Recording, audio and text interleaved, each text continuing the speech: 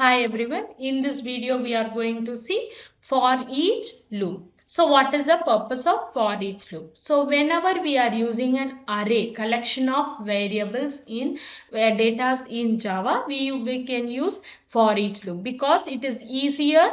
Like if you are using like a for loop, instead of that if you are using this it is easy to iterate because we don't want to give the increment or increment value.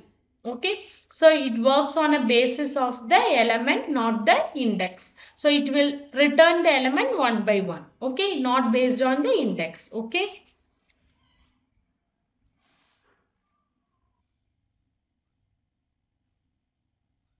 So here you can see for each loop I am just giving int a is equal to the same. I am just giving a equal to 1 2 3 4 5.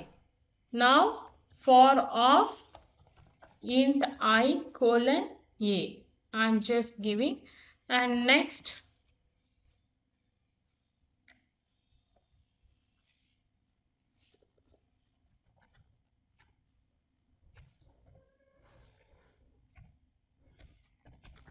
system dot out dot println of I am just giving. So if I am giving I, it will similar way it will get one by one element. It is not based on the index, it is based on the value.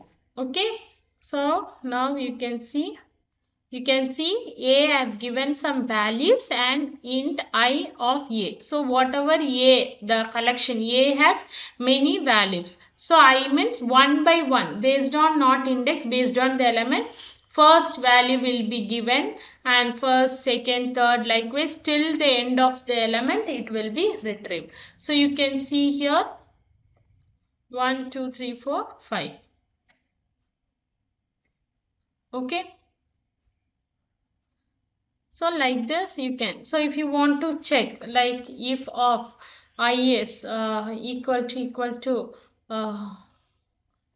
is like greater than 2, whatever the numbers is greater than 2, that number alone if you are asking to execute means, so you can just, you are finding the elements in the array, all that thing you can just use it.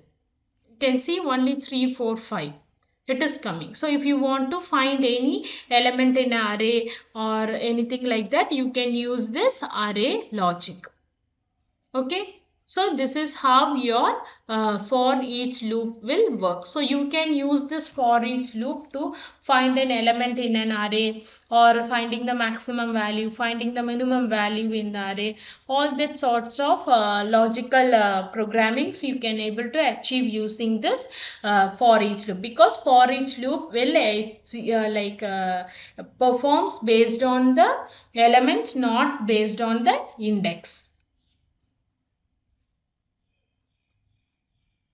Thank you.